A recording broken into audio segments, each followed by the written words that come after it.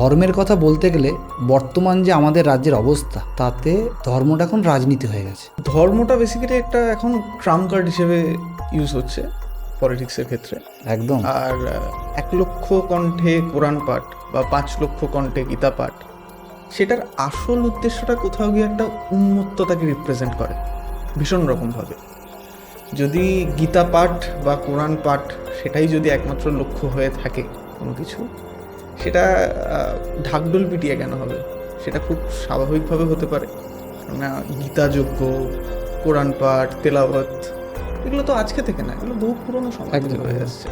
ঠিক আছে, তো কোথাও গিয়ে এই যে উন্মত্ততাটাকে প্রকাশ করার জন্য বা এই মানে রাজনীতির মঞ্চে কিভাবে একটা বিভেদ সৃষ্টি করে দেওয়া যায়, সেই জন্য এগুলো করা, এটা তো নিঃসন্দেহে একদমই তাই। এটা কোনোভাবেই তার কোনো ইয়ে রাখে না। কিন্তু সময়টা হলো গিয়ে যে আসল উদ্দেশ্যটা কোথায়।